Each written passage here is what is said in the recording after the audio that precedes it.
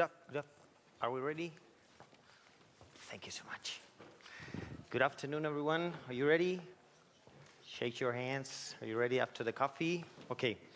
So we have now the boosting sustainability innovation through biodiversity. I hope you love what are the speakers going to tell you about how they engage with innovation and how do they integrate biodiversity through innovation in their organizations. Let me make a few remarks to remind you which are the key objectives of the conference for those who are online and are just connected right now.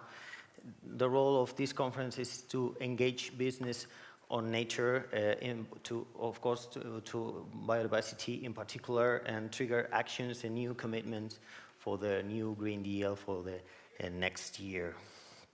During this day, we're focusing on how to build in the action for nature and people, and what's the role of business and finance institutions to do so. So it's interesting to know what the Business and Biodiversity platform is doing in terms of biodiversity, in terms of innovation, Innovation, it's been a key issue in this platform during the last few years, including not only innovation, but also natural capital accounting and finance sector. And the way companies go through innovation is not always by research and Horizon 2020 project, but they do it in a many different ways and manners. And that's what we're going to have this afternoon, to show how different companies are trying to engage with biodiversity and with innovation through the supply chain, through their customers, or creating new tools to integrate biodiversity in the way they integrate, the way they perform in the day-to-day. To do so, we have in this panel different organizations. I will introduce them later, each by each, before the presentations. Let me speak a little bit about us. We are EcoAXA. We are one of the coordinators of this event in collaboration with the European Business and Biodiversity and the other members that we have here.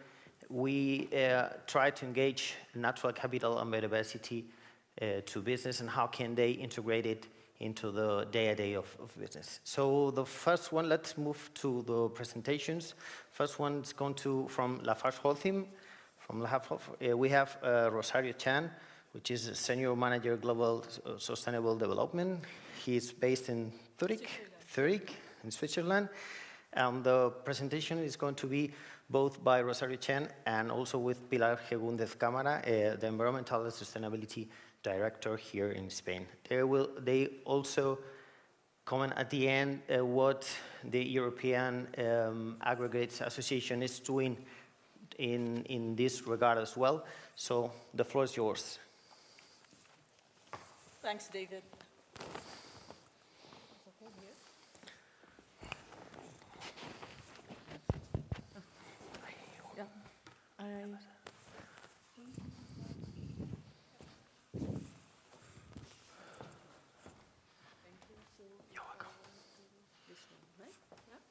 So, buenas tardes.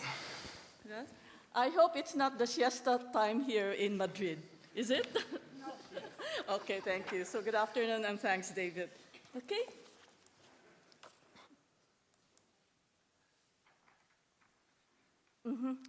So David has introduced us already, so I'm Rosario Cherry, and I lead the Water and Biodiversity Program, actually, of Lafarge, and together with me is Pilar, who heads the Biodiversity and Water here in Lafarge, Spain. Okay, so just a very short introduction about LafargeHolcim. So we are a global leader on building materials, providing solutions, housing, infrastructure, and mobility for billions of people around the world.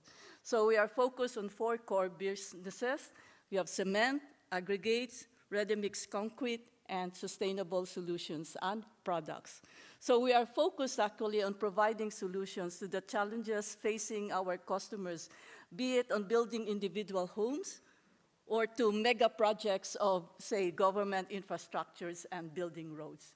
At the same time, okay, we recognize the growing challenges facing due to rapid urbanization, increasing climate issues, okay, overpopulation, and therefore we believe in developing innovative solutions and products.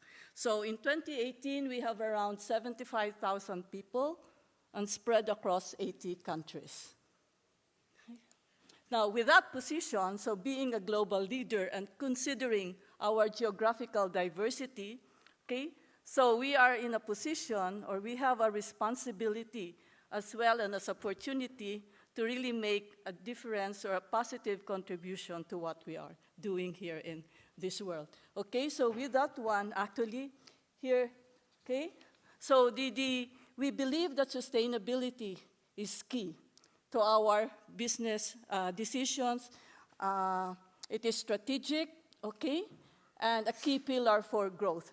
But the challenge really then is, how do you value this sustainability? How do you show top management that it is a key pillar, okay? And this is where really the challenge for us when we started. So in 2014, okay, we took a big leap. And together with Ambuja Cement, we decided on taking the actions of quantifying what is now the real impact. Okay, what is the real impact of our operations internally and externally, considering the negative and the positive impacts. And this is when the journey started in 2014.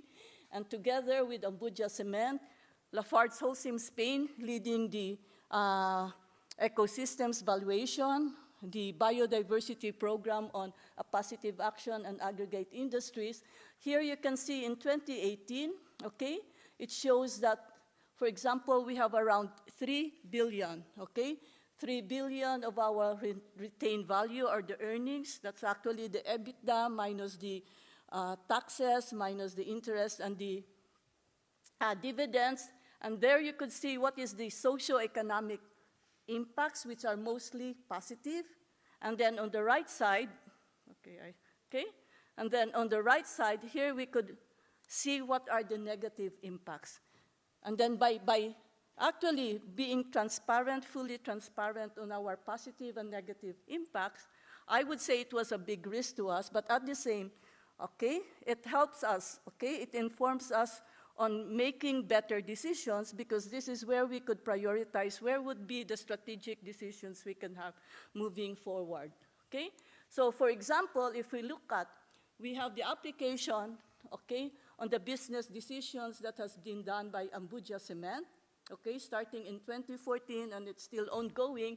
They were able to show the true value and the social return on investment as the basis, okay, as the basis of their strategic social investment decisions. And there, if you're going to look at, so this, okay, the reports are available online. So in 2018, from the works done of their foundation, for example, on sustainable water management, just simply by educating the farmers on sustainable water agricultural practices and protecting the ecosystems, okay, they are able to multiply 100-fold, okay, the investment that they have put into such kind of initiatives. So on biodiversity, for example, okay, they are looking into what is the value of the ecosystems that they have destroyed, that they have disturbed as a result of quarrying, okay? And what is the value of the ecosystems that they have created as a result of the rehabilitation program, okay? So in the next slide, I'd like to give it to Pilar, because they have done more intensive, actually, studies with regards to the ecosystems valuation approach and the restoration. Okay, thank you very much. Bueno, voy a hablar en español. Primero quería disculpar a mi jefe, a Raúl Pérez, que es el que iba a hacer la presentación, pero por motivos personales hoy no ha podido al final venir. Entonces, bueno, aquí vengo a contar el caso de España, el caso en el que estamos innovando en cómo valorar los servicios ecosistémicos que generamos en la restauración de las canteras. A ver, la pregunta que nos surge es, ¿estamos haciendo, siguiendo la política del grupo, la política de biodiversidad? Estamos haciendo muchísimas actuaciones como generar nuevos hábitats interesantes para especies vulnerables. Estamos recuperando paisajes que en España habían desaparecido, pues tomillares, espartales, en espacios que están de uso agrícola generalizado y, sin embargo, estamos recuperando paisajes antes del uso del hombre. Estamos trabajando pues, con polinizadores o apoyando a los polinizadores. Estamos poniendo en valor el patrimonio natural, por ejemplo, el patrimonio geológico que nos podemos encontrar en canteras que tienen un interés didáctico especial, como pueden ser los volcanes. Estamos haciendo un montón de cosas y parece que lo que nos falta es cómo valoramos eso. O sea, cómo podemos explicar a la gente que esto tiene valor. Entonces, ya se nos ha ocurrido de alguna manera el decir, bueno, pues a la gente hay que explicarle que esto es bueno, que la biodiversidad es buena y meter temas de sensibilización ambiental, pero cómo valoramos lo que estamos haciendo, cómo estamos progresando en la política que el grupo quiere poner en marcha, que es contabilizar bien lo que estamos haciendo. Bien, bueno, pues entonces en España lo que hemos hecho es algo especial porque hemos trabajado con nuestros colaboradores en conservación, que son especialistas en conservación y son los colaboradores que nos ayudan a restaurar las canteras. Entonces, hemos hecho un grupo de trabajo en el que hemos determinado, dentro de todos los servicios ecosistémicos de CICES, que son más de 117, o no, ya no me acuerdo, hemos seleccionado entre ellos cuáles son los servicios ecosistémicos que nos estamos encontrando en los proyectos de rehabilitación que estamos llevando a cabo y los hemos resumido en 13. Ha habido una cosa muy especial en nuestra herramienta que estamos desarrollando y es que hemos decidido quitar aquellos de aprovisionamiento, porque nos encontrábamos que los de aprovisionamiento sí que tenían fácilmente valor en el mercado. Véngase, si nosotros revertimos las canteras a uso agrícola, eso es muy fácil de valorar, porque hay precio de mercado, pero es que nosotros no estamos haciendo eso, estamos metiendo especies que están en la lista roja, estamos recuperando hábitats que ya no hay en el entorno, estamos haciendo cosas que son muy valiosas en términos de biodiversidad y se come el valor de esos servicios ecosistémicos, pues por ejemplo, si fuésemos a uso agrícola, entonces, o a explotación de biomasa, por ejemplo, en vez de conservación de un bosque. Entonces hemos decidido quitar los servicios ecosistémicos de aprovisionamiento y solo estamos con los de regulación y con los de educación ambiental, uso público. Bueno, eso era importante deciros, entonces solo sin entrar en la explicación de la herramienta, porque bueno, lo que hemos hecho es, aquí tenéis una cantera que bueno, ocupa como 500 hectáreas, es enorme, está aquí en la mesa de Ocaña, se empezó a explotar en los años 30, aquí, y aquí señalo. Ah, vale. Bueno, señalo ahí. Bueno, y aquí está el frente de explotación. De aquí a aquí hay 5 kilómetros. El tipo de restauración que se está haciendo aquí es de recuperar guiados por la sucesión vegetal natural, imitando los procesos de la naturaleza, recuperar pues, muchísimos hábitats o muchísimos paisajes que ya habían desaparecido en la mesa de Ocaña. ¡Uy! Acabo de dar atrás. Bueno, el caso es que de todos los hábitats que hemos determinado que hay en la cantera, en cada uno de ellos, en celdas de 100%, porque hemos dividido las canteras en unidades de 100% de 1 hectárea, porque hay canteras enormes y canteras más pequeñas, y esta herramienta queremos que nos sirvan para todas las canteras, pues hemos visto los servicios ecosistémicos que podemos extraer en cada una de esas celdas. Bueno, el resultado, por deciros preliminares, es que en las zonas que hemos restaurado más antiguas, donde tenemos muchísimos objetivos ya resueltos en la rehabilitación de conservación, tenemos muchísimos más servicios ecosistémicos en las zonas antiguas donde ya se ha venido haciendo este tipo de rehabilitación que en la zona agrícola, es decir, estamos comprobando realmente que el uso que había previo a la apertura de la cantera tiene un interés en biodiversidad, en servicios ecosistémicos menor. Si eso ya nos vamos a cómo lo estamos evaluando, y lo estamos evaluando teniendo en cuenta lo que ocupa cada uno de esos servicios ecosistémicos, el valor cualitativo y el valor cuantitativo. A veces de mercado hay datos, otras veces no. Bueno, pues estamos llegando llegando a tener ya unos valores económicos y de nuevo vemos que en las zonas antiguas, que es donde hemos estado haciendo estas prácticas de rehabilitación ecológica, tiene más valor hoy en día en términos económicos que la zona agrícola o la zona donde estamos empezando, o sea, donde recientemente hemos explotado. O sea, todo está teniendo bastante sentido los resultados que estamos teniendo con esta herramienta, que todavía tenemos retos que superar, porque no hay tantas referencias para poder evaluar lo interesante que es introducir en nuestra restauración especies de la lista roja, por ejemplo.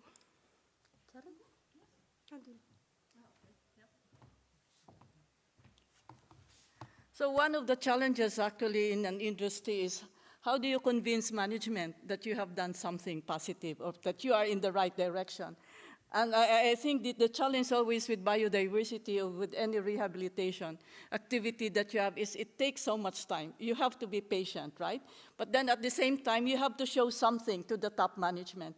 And this is in line, okay, in line with the current initiatives that we have with Spain, is that we have also committed to assess the biodiversity quality condition of our sites. And this is using the biodiversity indicator and reporting system that was a methodology that was developed actually by IUCN. And this is based on the 3 principles, okay? What is the quantity of the land that you are impacting? What is the quality of this land? What is the quality of the biodiversity of this land? Okay, and how important is this land, okay? And with that, actually, we realize as we deploy this methodology that we can actually get more information out of this assessment. So it does not only give you the value of the biodiversity of your land, okay? So we do it, but you are actually able to prioritize, okay? You are able to strategize your decisions on where you can make the most. Okay, where can you enhance the value of the land that you are restoring? And here is a specific example done by Spain, wherein, okay, if they have just continued on a traditional rehabilitation of monoculture reforestation, okay, then the value of their biodiversity quality is just 2.2. Okay, however, by allowing natural succession, identifying local species that is suited to this particular habitat, they were able to create a more diverse habitat, and the biodiversity index is actually 3.5. Okay? So this is using the methodology that was developed by IUCN, and it is available online. So it's called BEARS. Okay? And there also is overall, because of this one, the targeted rehabilitation approach actually incurred less cost, which means to say we were able to save, and the savings we were able to put it in other activities. So for example, social provision, wherein we created more additional value, not only on biodiversity, but as well on the social aspect. Okay? So where is the way forward now for Lafarge Holcim? Okay? So with this one, okay, so through the integrated profit and loss, or basically through the impact valuation, there are 2 things. Here, okay, so it informed us to make better decisions and really prioritize what concrete actions on the ground can we make, okay? And this, we say that enabling us through reporting and disclosing, making, okay, the investment, strategic decisions on investment, identifying risk, okay, as well as opportunities, in particular like on the biodiversity that we have just shown. Okay, it's also a means of engaging our employees and developing innovation or identifying innovation. And I think I don't need to overemphasize again. The second one is on reputation and comparability, reputation, communication, and full transparency.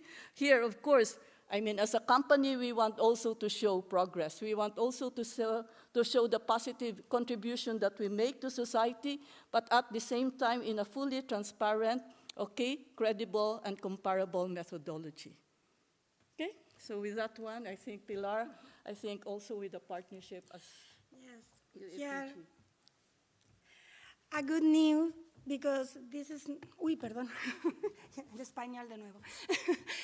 Tengo, a ver, una buena noticia. Quiero decir que esto de valorar los servicios ecosistémicos no puede ser patrimonio de las grandes empresas solo. Bueno, aquí nos queremos distinguir, queremos comunicar, pero en realidad ya hay más gente trabajando y desde las asociaciones se está haciendo.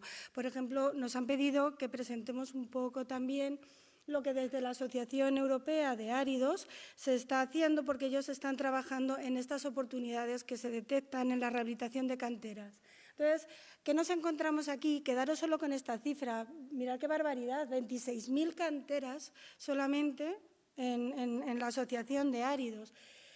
Y ellos ya están siendo conscientes que son capaces de detectar esas oportunidades para, antes, durante y después de la explotación, mejorar la biodiversidad. Entonces, la buena noticia es que están trabajando, han hecho un task force, están trabajando en dispersar, bueno, en extender todas las buenas prácticas, y ya no solo son las grandes empresas, sino son también las pequeñas empresas, y están, bueno, pues haciendo sus premios, están haciendo actividades que impulsan a que más gente se una al carro de hacer actividades de biodiversidad en la rehabilitación de canteras y que se puedan contabilizar a lo mejor a nivel sectorial con indicadores. Ya solo imaginaros, si de ese número hablamos ya no solo de áridos, de todos, y 40.000 canteras en Europa se ponen a hacer una única actuación de biodiversidad, véase algo con polinizadores, ¿os imagináis la palanca de cambio que hay y lo que se puede conseguir en Europa o en el mundo?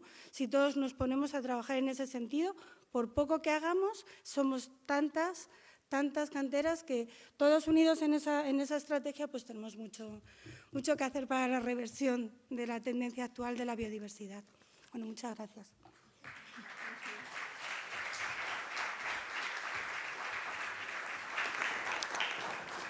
Rosario, Pilar, thank you so much for your presentation and the words that you gave for the European aggregates. I have some questions, but I think I'll move to the next panelist, and later on, at the end of the panel, we'll share a piece of questions and later questions from the audience. Next one is Antonio Calvo. Antonio Calvo is Sustainability and External Relationships Director from Grupo Red Eléctrica in Spain.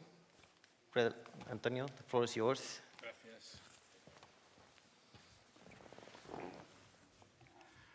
Buenos días, buenas tardes. Gracias a la organización, gracias David. Estamos aquí hoy para hablar de capital natural, pero déjenme primero hacer una mención al capital humano, sobre todo al capital humano que se pierde hoy. Como probablemente sepan, se ha muerto Margarita Salas, una investigadora, una bioquímica española notable, y se ha muerto justo hoy. Hoy hace 152 años del nacimiento de Marie Curie. No sé si es un buen día para morirse, probablemente ninguno lo sea. Pero en todo caso hablamos del capital natural que podemos conservar o ayudar a que se mantenga, incluso incrementarlo. El capital humano cuando se muere es irreemplazable y siempre es una lástima. De capital natural, sin embargo, hablamos, bueno, pues desde hace bastante tiempo, desde aquel artículo seminal de Robert Costanza en Nature en el año 1997, donde empezó a hablar de estas cuestiones. Justo también ese año de 1997, Red Eléctrica empezó a hacer evaluaciones de impacto ambiental en todas sus instalaciones. Pero déjenme que les hable primero de qué es Red Eléctrica, el grupo al que aquí represento. Red Eléctrica es una empresa creada en 1985 que se ocupa fundamentalmente de que haya luz. Es una empresa eléctrica, pero que por ley no puede ni producir luz ni vender luz. Estamos en el medio, operamos el sistema, procuramos que haya, y lo conseguimos en general con bastante eficacia, que haya el equilibrio constante entre la oferta y la demanda. Porque la electricidad, que tiene muchas virtudes, tiene algunos problemas. Uno de ellos es que todavía no sabemos almacenarla en grandes cantidades de manera adecuada. Y de hecho el móvil, pues muchos días ya no nos llega a la noche, ¿no? Ni siquiera la pila del móvil es capaz de aguantar. Por lo tanto, cada vez que alguien le da la luz en su casa, alguien tiene que producir esa energía eléctrica. Y cada vez que alguien apaga la luz, alguien tiene que dejar de producir esa energía eléctrica. Ese es el papel de Red Eléctrica, conseguir ese equilibrio constante. Para eso tiene un centro de operación bastante notable y un centro de integración de renovables, porque a lo que nos estamos enfrentando hoy es a la emergencia climática, es el gran reto de nuestro tiempo. Y ahí el papel que han de jugar las energías renovables es notabilísimo. Tenemos que conseguir en el menor plazo posible incrementar hasta donde sea posible, ojalá hasta el 100%, la cantidad de electricidad que fabriquemos con fuentes renovables. Y eso hace que el sistema esté cambiando absolutamente.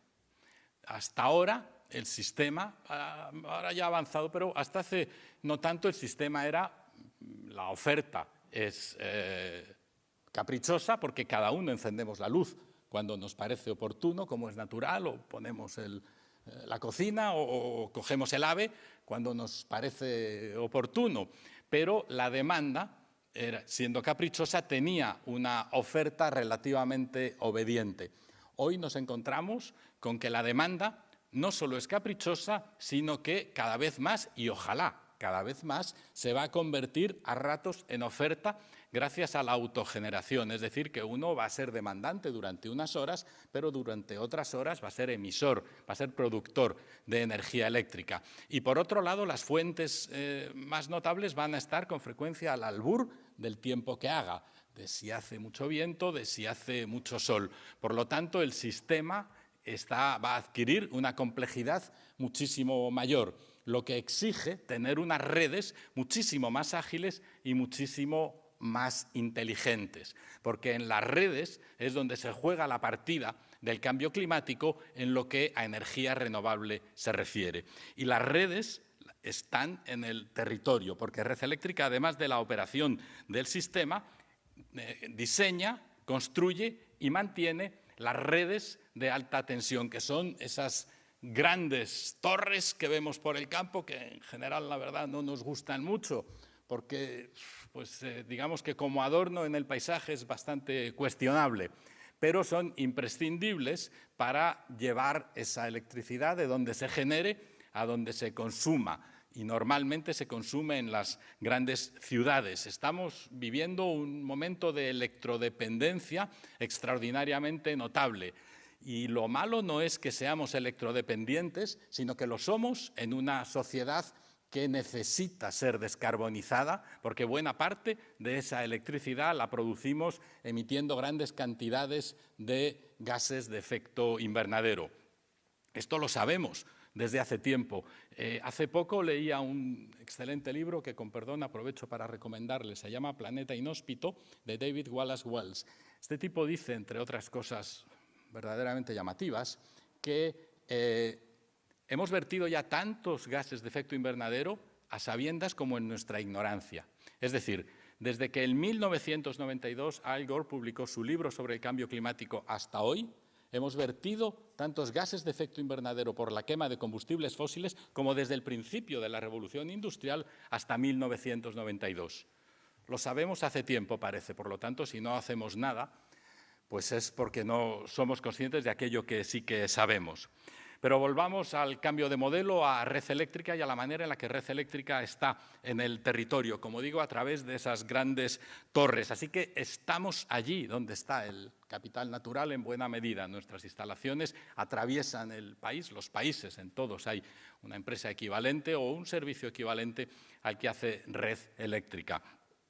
Y ¿cómo hacemos nosotros? ¿Cómo nos hemos enfrentado al reto del capital natural? Bueno, pues de momento, una de las últimas cosas que hemos hecho ha sido adquirir un compromiso público para el año 2030, un compromiso de sostenibilidad con 11 puntos, 11 compromisos públicos relacionados con los ODS, con los Objetivos de Desarrollo Sostenible. Uno de ellos, en concreto, es una de nuestras prioridades dentro de uno de los capítulos, que el capítulo es Contribución al Desarrollo del Entorno, y lo hemos enunciado como generar un impacto neto positivo sobre el capital natural del entorno de nuestras instalaciones. Este es el compromiso que hemos adquirido para el 2030 y cómo vamos a llevarlo a cabo, cómo vamos a tratar de llevarlo a cabo. Bueno, pues con un compromiso, entre otras cosas, con un compromiso específico de gestión de la biodiversidad que tenemos en marcha desde el año 2010, que en su momento llamamos estrategia. Es importante las palabras y cómo las palabras nos van cambiando. Yo creo que en buena medida el hábito sí hace al monje, nos hace creernos que somos lo que decimos y yo creo que, por tanto, es importante. En el 2013, esa estrategia se vio reforzada con nuestra adhesión al Pacto por la Biodiversidad que promovió el actual Ministerio para la Transición Ecológica. Y a partir de ese compromiso generamos un plan de acción plurianual, el que tenemos actualmente desde el 2017 al 2021, en el que recogemos las principales actuaciones que queremos llevar a cabo en este sentido. Lo tenemos estructurado en 3 líneas básicas de trabajo: compatibilizar el desarrollo de la red de transporte con la protección y la conservación de la biodiversidad, impulsar el apoyo a la conservación y promover el que Red Eléctrica esté en este tipo de foros y en otros, promover nuestra presencia en materia de biodiversidad. Y tenemos 2 grandes líneas transversales: la gestión de la biodiversidad, en la que hacemos especial hincapié en los nuevos enfoques dirigidos a una gestión sostenible del capital natural, y otra línea transversal que es el fomento de la innovación en materia de biodiversidad. Bueno, pues para alcanzar este objetivo, como digo, generar un impacto neto positivo sobre el capital natural del entorno en nuestras instalaciones, y dada la relevancia que el grupo da a la sociedad, al valor de su actividad que se genera y a la presencia, como digo, en los entornos rurales, en general nuestras líneas están en el campo, que es donde mayor riqueza natural hay, hemos enfocado una primera fase de nuestra estrategia para llegar a tener un sistema de contabilidad ambiental enfocado a los servicios ecosistémicos. Aquello venía ya del artículo que citaba de Constanza, saber cuánto nos cuesta esto, de qué estamos hablando. Y lo que hacemos es seguir las directrices del protocolo de capital natural y estamos trabajando en una metodología de análisis.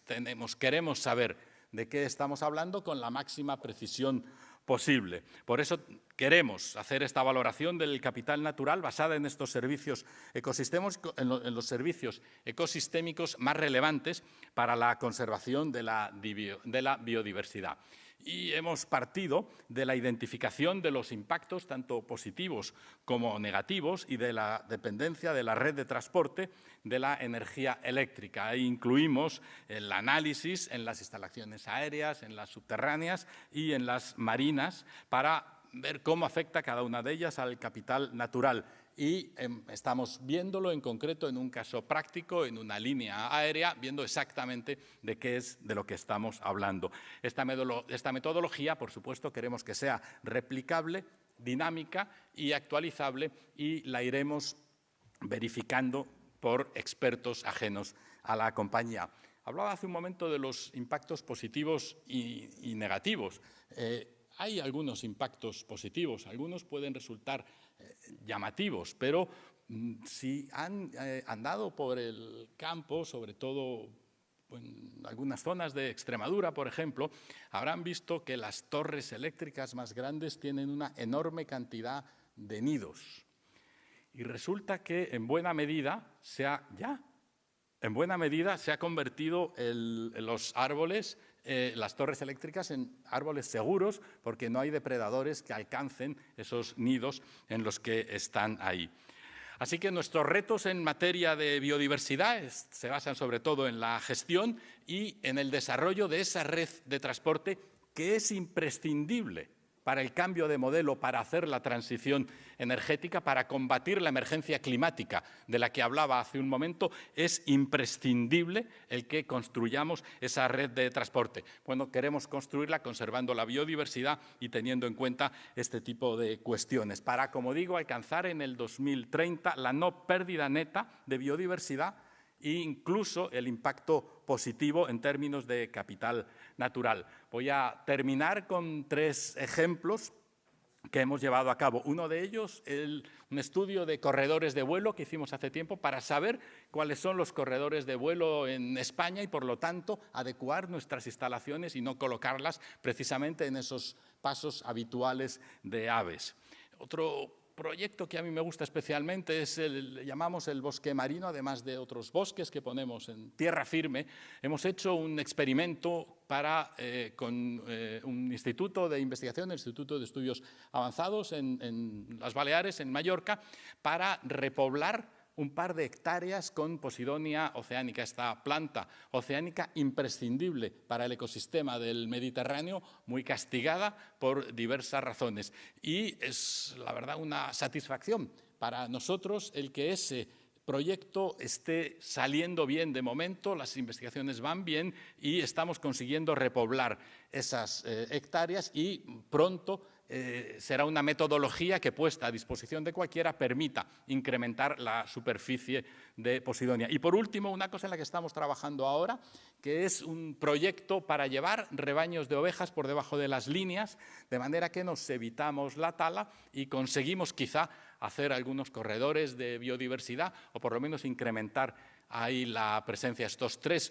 objetivos, como todos, se incluyen, están reflejados en el ODS número 17, porque solo si todos trabajamos en ello conseguiremos llegar al objetivo que nos hemos propuesto. Muchas gracias.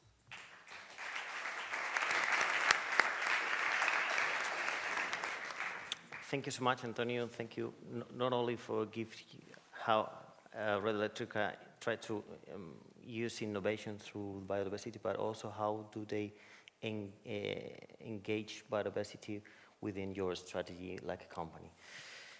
The turn is right now for Isaac Nájera. Thank you so much for coming, Isaac. Isaac is Global Lead Environment from Exploration and Production from Repsol. Repsol is an oil and gas company, well known by most of you. The floor is yours. Thank you so much. Muchas gracias. Thanks to the organization for inviting us this afternoon. Basically, I would like to give you an approach of a new methodology and a digital tool that we are developing in Repsol to have a new approach of evaluation of impacts and dependencies on the environment, basically on the natural capital. We are fully committed to mitigate our potential impacts on biodiversity and ecosystem services in all our projects and operations. And to do so, we not only develop biodiversity action plans in all our operations, or we operate in more than 30 countries, and in all those countries, despite that the local regulation requires an environmental impact assessment studies, we do so. And for sure, we apply the mitigation hierarchy. First, we try to avoid the impacts, mitigate, restore, and if feasible, we try to offset those impacts. We were the first oil and gas company in applying the Biodiversity and Ecosystem Services Management Ladder from IPICA. That was something relevant for the company because we worked really hard in achieving that commitment. And since 2017, we are members of Natural Capital Coalition. And this is really a milestone for us because we are working to incorporate the real value of environmental impacts and dependencies into the economic analysis of projects and operations. As you can imagine, this is not easy. It's not been easy for us to convince our upper management of these ideas, but we are progressing well and we are in the right way. Oops. Our value proposition is basically a methodology and an associated digital tool that combines a pioneering scientific knowledge with economic insight. to quantify our impacts and dependencies along the value chain of the energy industry. We are applying this to the exploration and production activities.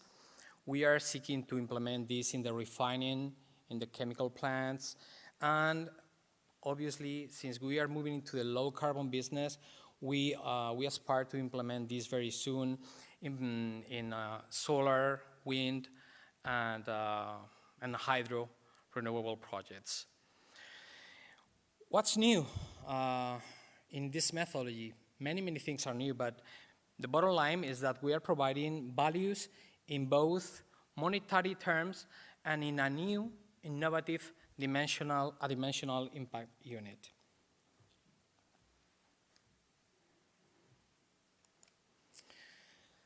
So the objective was clear. We wanted to create this methodology, but it was very important for us to align this methodology with the Natural Capital Protocol framework, and of course, with the ISO 148/2019 on monetary evaluation of environmental impacts.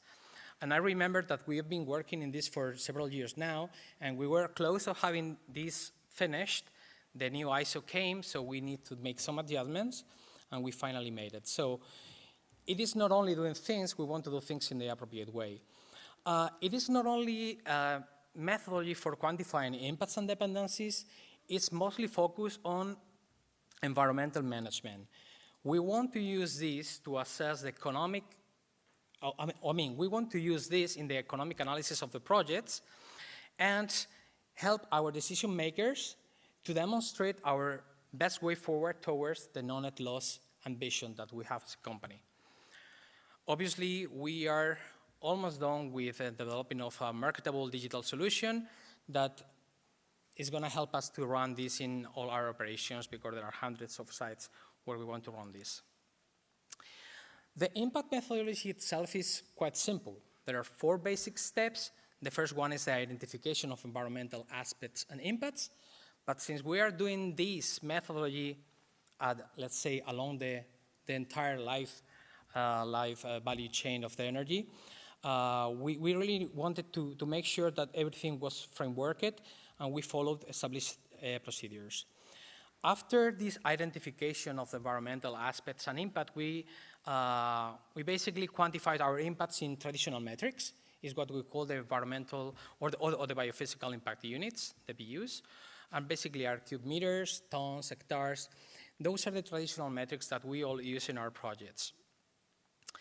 Since we wanted to monetize our impacts, obviously we start using the valuation databases.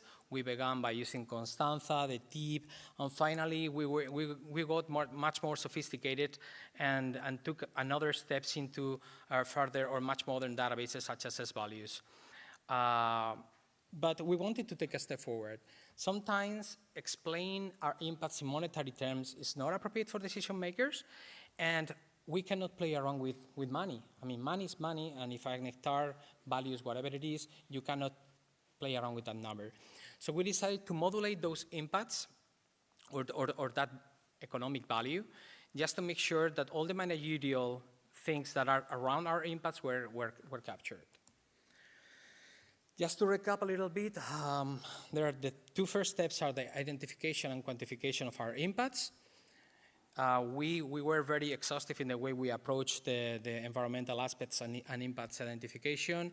We just evaluated their emissions, water use, wastewater discharges, waste management of all kind, hazardous, non-hazardous, land occupation by our temporary and not temporary activities, noise coming from helicopters, airplanes, lorries, vans, whatever it is, and light.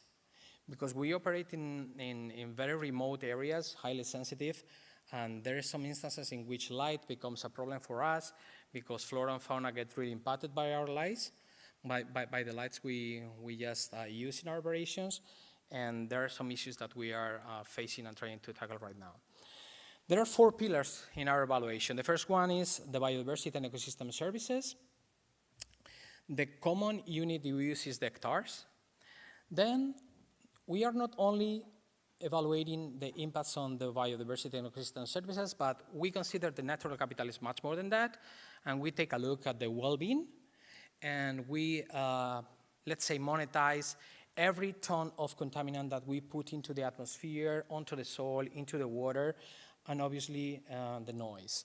Noise is very important for us because sometimes we operate in highly sensitive environments with uncontacted people or nearby residential areas, so we need to be really jealous about that.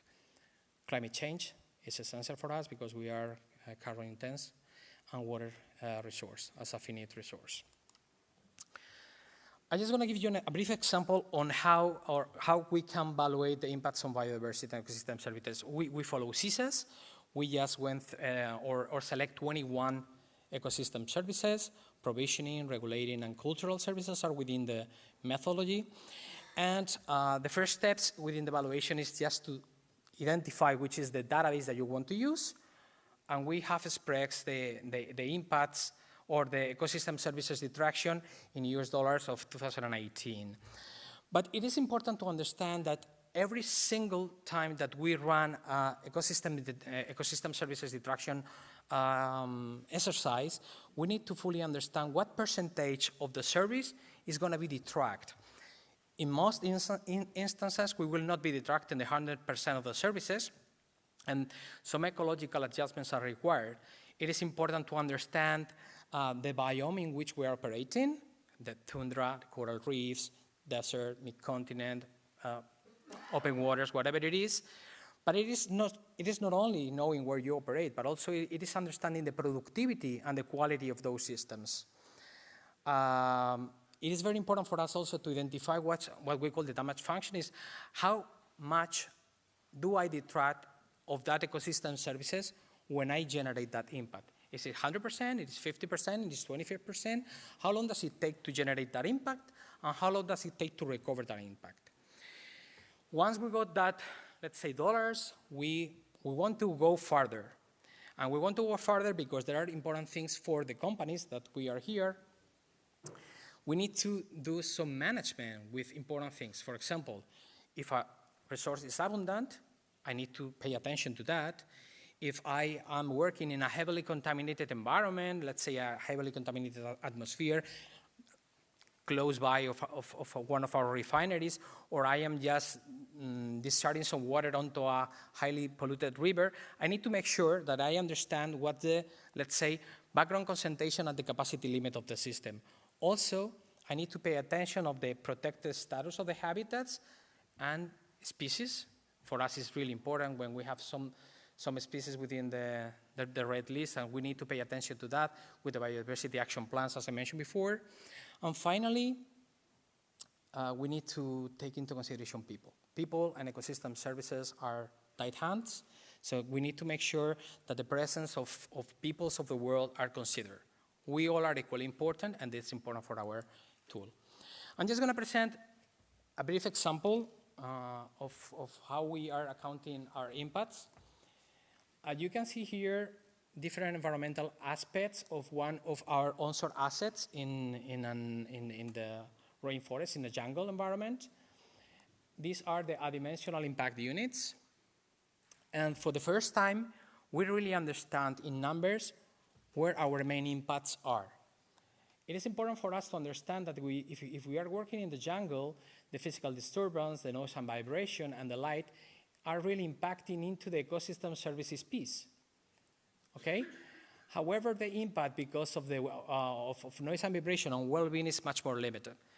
All these different approaches are helping us to identify where to emphasize our management measures. For example, if I discharge cuttings, that is basically the waste that I generate in the exploration and production activities, non-hazardous cuttings, the impact on the ecosystem service is going to be very limited, but I might be impacting groundwater resources that finally people need for drinking water. So all this is helping us to make decisions. But it is not only this. I can give you another example of an offshore facility. In this case, obviously, I'm in open waters in the sea. Physical presence, physical disturbance, noise, and vibration. In this case, because this is a producing facility, is not that important. Light is an issue because some birds may be attracted by the lighting of the producing platform. So there is some mitigation measures such as the bird lighting. And I pay attention to things such as the combustion emissions and the flaring. There's a lot of impacts due to the greenhouse gases emission, and also the water that I produce and that I discharge might be impacting some fisheries and other resources. All this is helping me to make a decision. So if I really want to reduce the impact of that facility, I should be paying attention to the produced water and the emissions, basically. Investing money in other things, and if I have very limited budget for the next year, doesn't seem very clear.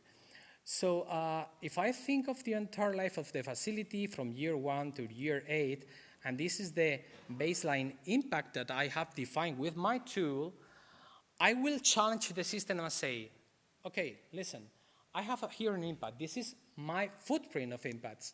This is my baseline in terms of impact units. How do I get better? I can mitigate and try to reduce the routine flaring or reduce the produced water discharge. And we have created a bunch of different economic KPIs that will help us to understand which is the return of investment. So in this case, this indicator will tell me that per every single dollar that I invest, I will reduce 1.20 impact units. And with the produced water, I would reduce for every single dollar that I invest 6.92 impact units. So this one is much more efficient. However, in terms of effectiveness, this one is much more important because it tackles lots of different impacts. At the end of the day, and this is important for us, as a, let's say, oil and gas energy company, we need to understand our baseline conditions. So if I think of the entire lifetime of this asset, the impact unit that I generate for every million of barrels that I produce is 2.88. If I implement the mitigation, we'll go down to 1.68. So as you can see, these KPIs, all the calculations that we did before, are helpful to us. I'll finish in 1 minute, okay? So we cannot do this without a digital tool, and we have created this tool. Basically, we need to enter all the information of the system. We have a GIS-based tool with some environmental modeling in support of all the calculations, monetization databases, the modulators just to calculate the EUs, and then we have a mitigation simulator to generate the KPIs. This piece is very important because we are using this to convince our upper management on how to reduce our impact on natural capital, but also how to invest efficiently. And this is the most important thing for us right now. So, conclusions. Our project REITs conceived as a management methodology that contributes to financial value creation by providing extra insights in our impacts and dependencies onto the environment. We want to use REITs to monitor our progress toward our ambition of no-net loss, prioritize our investments, and this is very important. We are here because we convince our upper management of this, and follow an informed commitment to stakeholders and to the society. So thank you so much. Sorry for the 2 minutes that I took.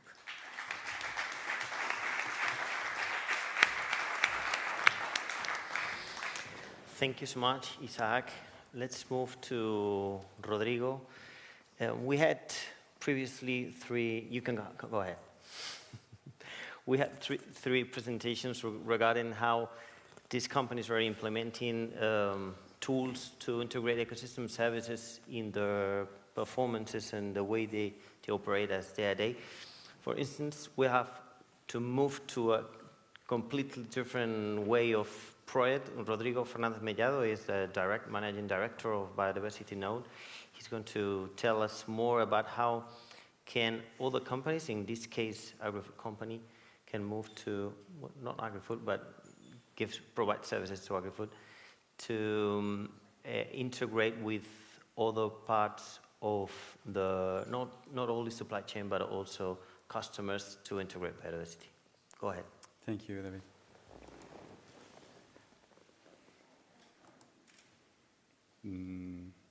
This is not.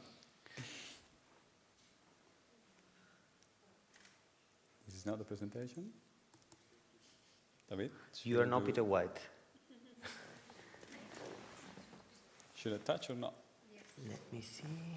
So yes, this is me. This is But yours. the presentation. Jan, can we help? Can you help us, please?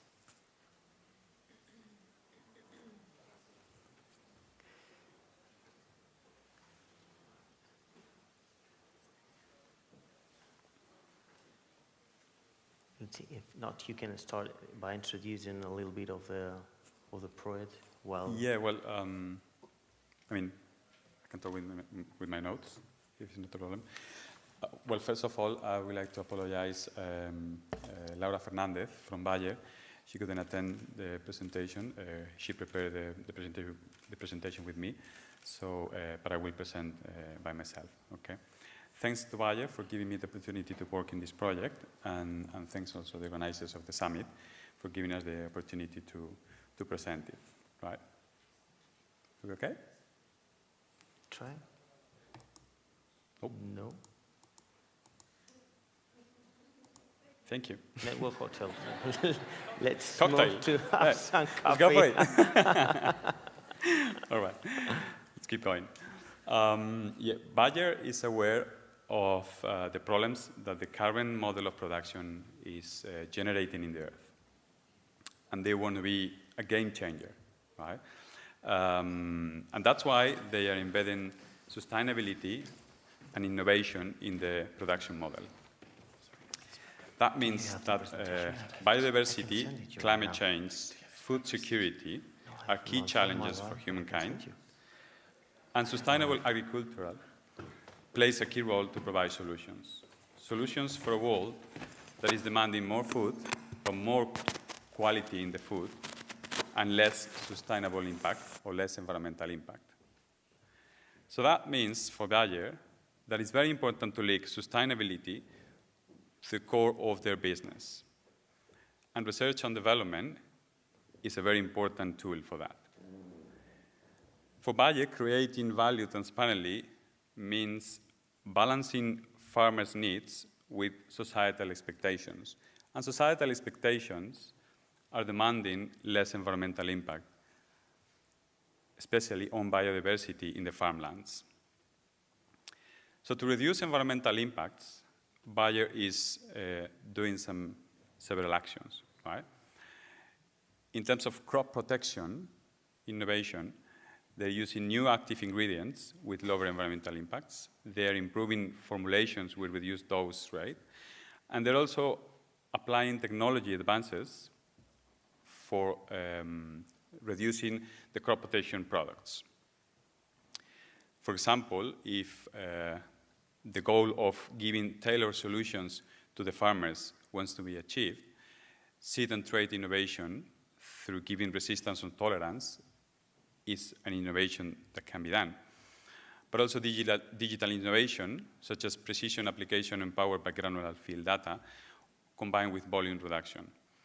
At the end of the day, certain practices can contribute to reduce the environmental impact, right? And to do that, there is a powerful tool which is using stewardships between Bayer and farmers.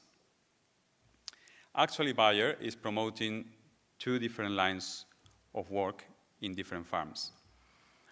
Water is a very important line for that. They have developed a system which is called Phytobag that allows the farmers to get rid of the leftovers products that instead of polluting the environment, they can be managed in their farms with no cost and with no environmental impact. Also with biodiversity, I'm going to present now the Biodiversity Project. And talking about stewardship, Bayer has a program where specific farms are selected and an agreement is dealt with them so that these farms become a showcase for demonstrating that sustainable agriculture is possible. About the Biodiversity Project, this is a project to promote the implementation of conservation action plans on agricultural farms. These plans involve the evaluation of natural or semi-natural areas, studying the species of flora and fauna and habitats, that are found in the farm, and also promoting several practical recommendations to manage and recover those areas with clear improvement for biodiversity. So the aim of biodiversity is to raise awareness to promote understanding in the agricultural world of the importance of biodiversity, fostering its conservation and improvement. So how will we do that?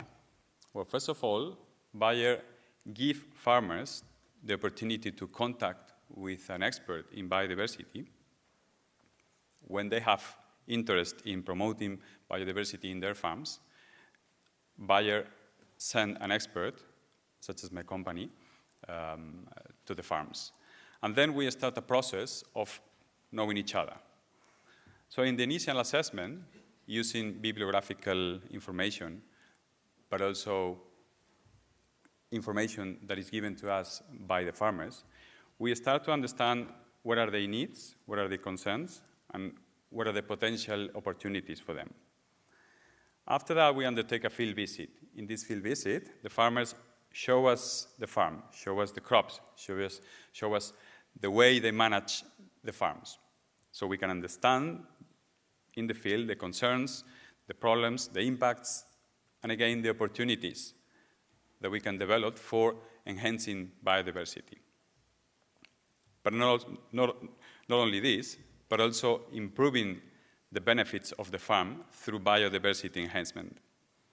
So after the field visit, we develop a list of actions that can be executed in the farms, right? It's a pity that we don't have the presentation, so I want to show you some pictures, but anyway. So we produce a report where these actions can be understood by the farmers and can be assessed by them. So they select the actions that they want to undertake in the farm, and in a final phase, we support them, we give them support in the implementation of the actions. And talking about the actions, we can divide these actions in 4 types. First of all, we work with them in crop management. So we give them information about new activities, new technologies, new ways to operate the farm, such as intercropping, or for example, green covers in olive trees farms or in orange trees farms. And also, we give them actions to improve the green infrastructure of the farm. Through the habitat diversification, using things like bird nests or bat nests or insect hotels, or even creating vegetation islands, taking out of the farm some of the crop production, we generate vegetation islands where the biodiversity can find host. And also, we look for problems such as erosion or flooding that is creating problems in the farm, and we give them solutions to avoid this problem through nature-based solutions. Finally, we give them actions for training and communication. Training, because it's very important for the management of these actions. The farmers or the owners of the farms can be very convinced about these actions, but if the workers in the farm don't understand the importance of undertaking these actions, we are not going to achieve nothing. So we train the workers in the farm. But also communication. Communication for farmers is very important, since then have to sell their products. And maybe enhancing biodiversity is going to help them to sell more products or in a more sustainable way. So far, since 2012 that this project has been running, more than 65 projects or biodiversity have been developed in 65 farms in Spain and Portugal. And now the efforts are being focused in giving farmers support for implementing the actions. So we go there and we monitor the results of these actions. And we give them more advice, further advice for further actions. And also we're giving internal training to provide Bayer commercial technicians so that they can engage with increased number of farmers, so this can be promoted in more farms.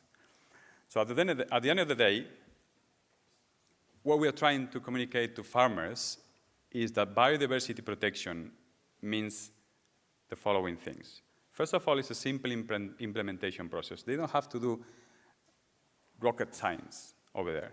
There are very simple actions in the farms that can be implemented with a low cost or even without cost that can give them an important differentiating value for the farms. But also with biodiversity protection, they can even make cost savings and risk mitigation in the farm. And all this means for them access to new clients, new markets, and new certifications. So at the end of the day, this is a valuable help to meet highest market requirements. And Biodiversity Project, at the end of the day, is just the first step of a series of actions to be implemented in the farm. So it's a very easy process. Thank you. Yeah.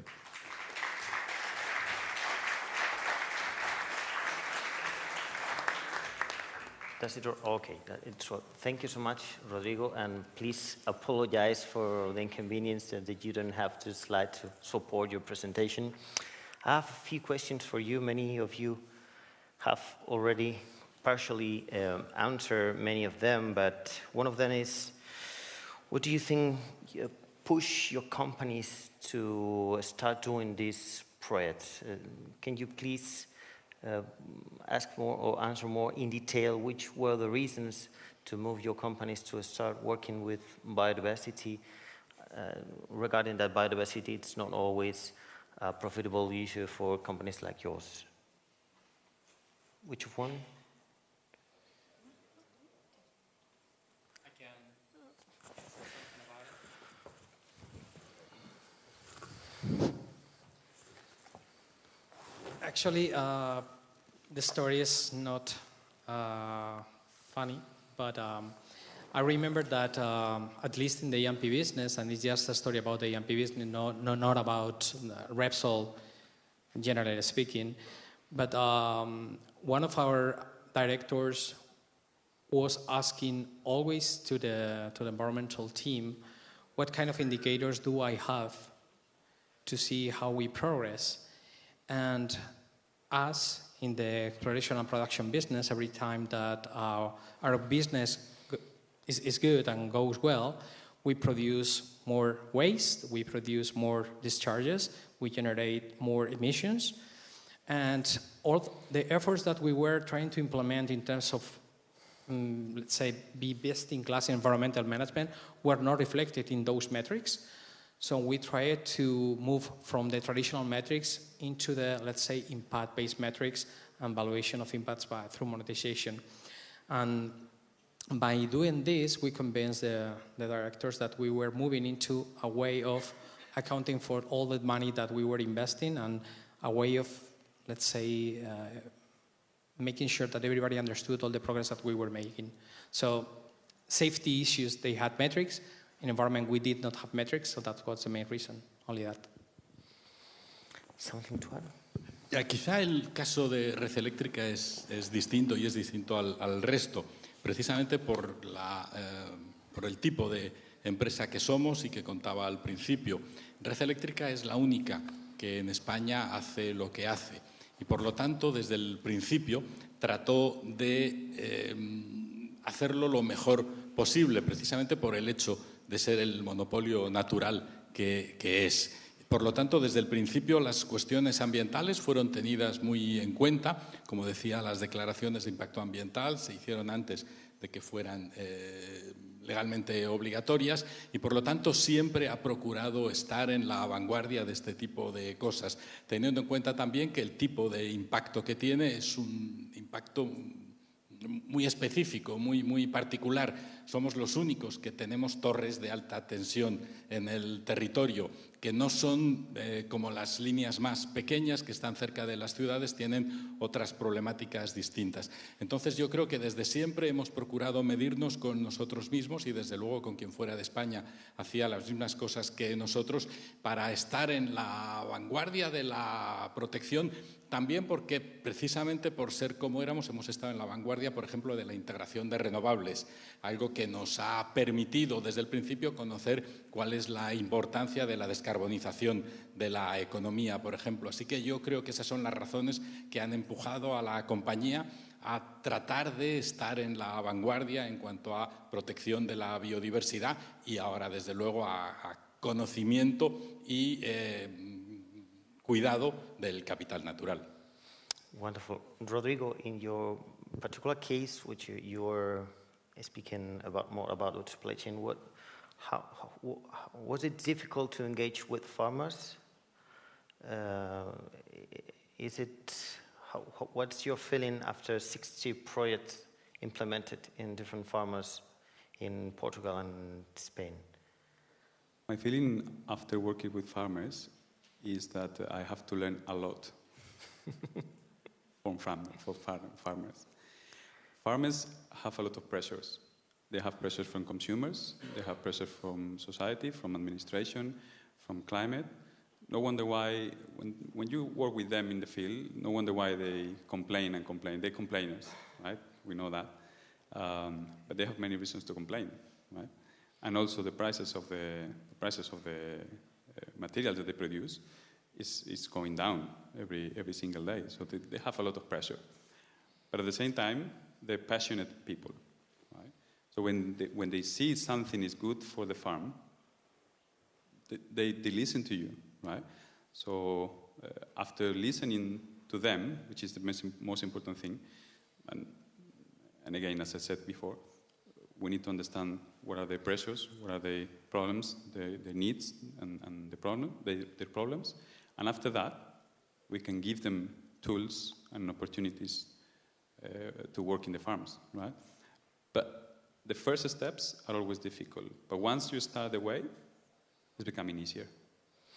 And probably you don't have also problems out of the company. You may also have, or you might also have problems within the company in how to surpass all these challenges that you could have within or inside your company to move ahead with this kind of project. Did you have this kind of challenges within your company to move to this kind of innovation?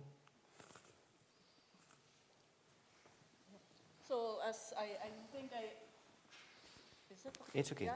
I mentioned earlier, I think it was always quite challenging to show something, to show some progress to the top management. Huh? In a language, I think that was raised several times earlier already, in a language that they can readily understand. And of course, is how do you now monetize this value? And in the case of Lafarge Holcim, which is into the extraction of raw materials, so definitely you really have a visible impact on biodiversity. Okay, so we now have to really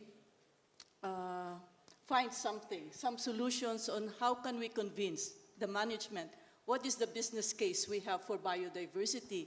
And definitely with the integrated profit and loss, we could clearly see that there is the value, as shown in the examples given by our operations in Spain, by our operations in Ambuja Cement. So there is really a clear business case and reinforces that quarry rehabilitation or doing something on nature is not really a cost, but it's rather an investment. And we make it clear to the top management, we make it clear to all stakeholders that this investment is not necessarily mean a return to the company, but rather a return of greater value to the society. And for me, that is really something that is more fulfilling. Thank you so much. It's we are a little bit out of time, but I don't want to close these sessions without giving the word to the floor, only to make one question. See if you have some questions to make to the panelists. Do you or not? If not, we move to the next sessions. So, nothing to add? Thank you so much for your participation. Please, apologize for the inconvenience of the last presentation, not only for Rodrigo, but also for the audience who couldn't enjoy his presentation and his slides. And I hope you get a whole idea or a brief idea of what these companies are doing in terms of innovation for improving in biodiversity. Thank you so much.